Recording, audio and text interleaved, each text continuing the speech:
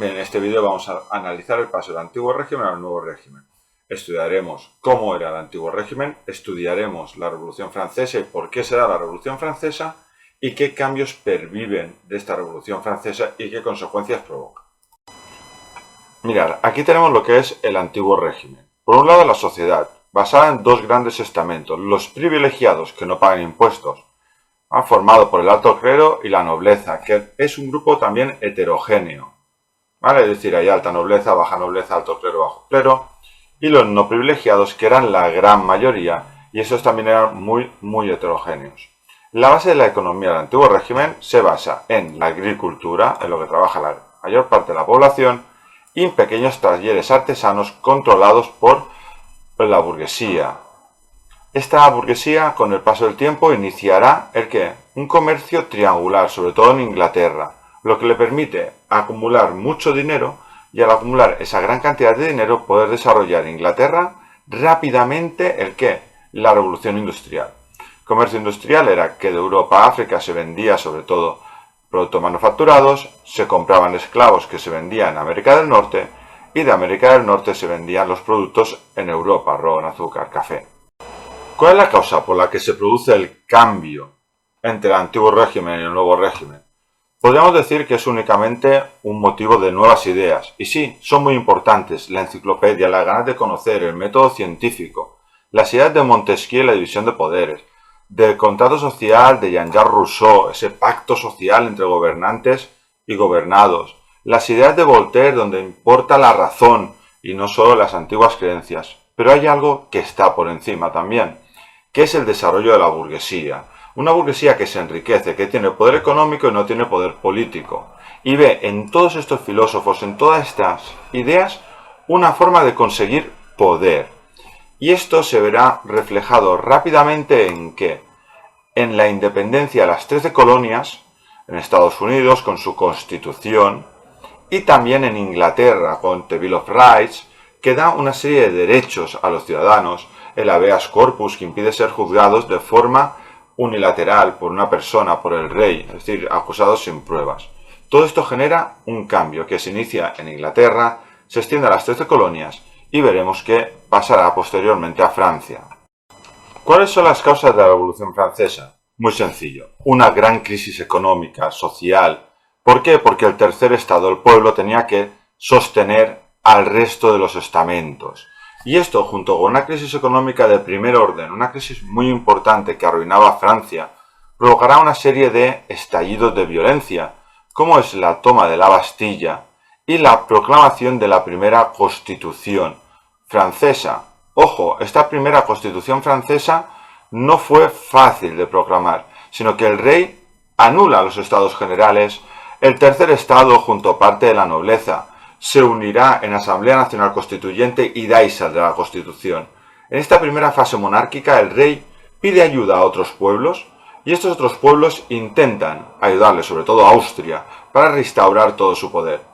¿Qué pasará? Que los sans-culottes, gente de clase baja, intentará por todos los medios que ello no suceda y será una revolución, un paso más allá, y se proclamará la República Francesa. El rey intenta huir, en Baranes es detenido y se iniciará la República Girondina, una república más o menos conservadora que cambia a una constitución republicana, pero finalmente las presiones de los sans-culottes, el movimiento contrarreformista de los nobles de la Vendée, hace que esta revolución se enardezca todavía más y finalizará con la ejecución de María Antonieta y la revolución jacobina, que impondrá la Constitución jacobina, la Convención jacobina, con el régimen del terror, un régimen en el que se suspende la Constitución y se aplica el terror dirigido por Robespierre. Este régimen del terror de la Convención jacobina será sustituido por la Convención burguesa, donde será el ejército el encargado de mantener el orden, y en ella destacará Napoleón, que dará un golpe de Estado en el 1799 y expandirá por toda Europa las ideas de la Constitución, las ideas de la Revolución Francesa, conquistando distintos territorios. Pero ¿qué sucede? Que rápidamente también se unirán bastantes países para derrotarlo.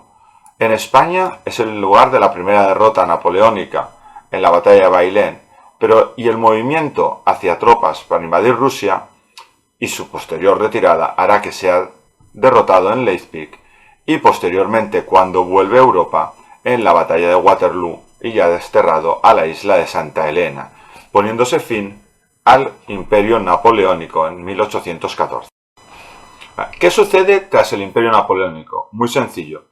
Los distintos países absolutistas que aún mantenían su poder, como el Imperio Ruso, Austro-Hungría y Prusia, se unirán, formarán el Congreso de Viena. Y este Congreso de Viena reinstaurará el absolutismo en los antiguos países que los tenían. ¿Cómo? Restaurando a sus reyes.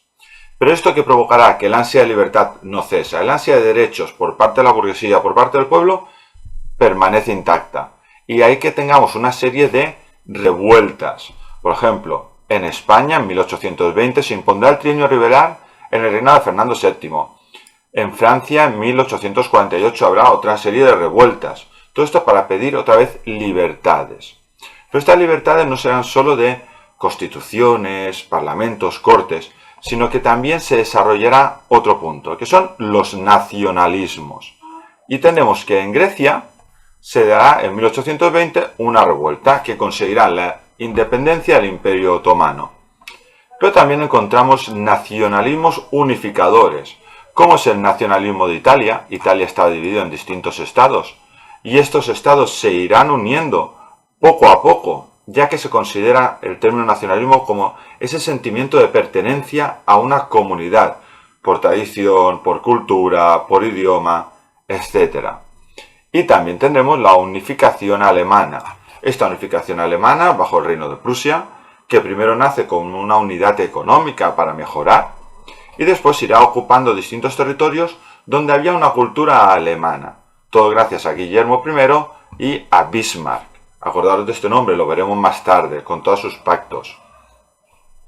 Y finalmente, ¿qué sucede en España en estos momentos? España en el año 1700 muere el último Austria sin descendencia, Carlos II, y se inicia la Guerra de Sucesión, ya que Carlos II nombra a Felipe d'Anjou como heredero, que era hermano del rey de Francia. Y esto desata una guerra a nivel internacional. Francia aliada de Felipe V y Austria, Gran Bretaña, Portugal, esos territorios que veis aquí en rojo, que apoyan al archiduque Carlos. ¿Vale? ¿Por qué? Porque era un Habsburgo, hermano del emperador. ¿Qué pasa? Que muere el emperador y el archiduque Carlos es nombrado rey. Y ahí todos los países cesan en su apoyo y se firmará el Tratado de Utrecht, donde España tiene que ceder una serie de territorios. Aquí lo veis. Fijaros, Austria recibirá Nápoles, Cerdeña, Milán, Luxemburgo, Flandes. Saboya recibe Saboya y Sicilia, aunque cambiará Sicilia por Cerdeña. Y Gran Bretaña recibirá Menorca y Gibraltar, además de unas posesiones en América, como la bahía de Hudson, la isla de San Cristóbal, y algo muy importante, el navío de permiso, que permite comerciar con un barco al año, y también recibirá el asiento de negros, es decir, el monopolio con los esclavos negros con América, que es una de las bases del comercio triangular que hemos visto con anterioridad. Las consecuencias internas son importantes también. ¿Por qué? Porque Felipe V crea los decretos de nueva planta. Estos decretos de nueva planta son uno por cada reino, en el cual elimina instituciones propias y leyes propias para sustituirlas por una unificación legislativa. ¿Qué unificación legislativa? ¿En qué leyes se basa? Se basa en la ley de Castilla. ¿Por qué? Porque Castilla le ha apoyado en la Guerra de Sucesión y además las leyes de Castilla eran las que daban más poder al rey. El nieto de Felipe V, Carlos III, será un déspota ilustrado. Intentará poner en España, o mejor dicho, pondrá las ideas ilustradas, pero sin ceder su poder absolutista, y realizará una serie de reformas muy importantes. Separará educación de iglesia, expulsará a los jesuitas, creará las reales academias, creará los grandes museos. Es decir, hará una serie de cambios para intentar modernizar España. También, tras la Guerra de Sucesión, habrá... Pensar que esto es un resumen bastante corto de lo que pasa en este periodo. Fijaros que no he puesto fecha ni según qué cambios para no alargarme. Para todos estos datos tenemos el libro y los distintos apuntes.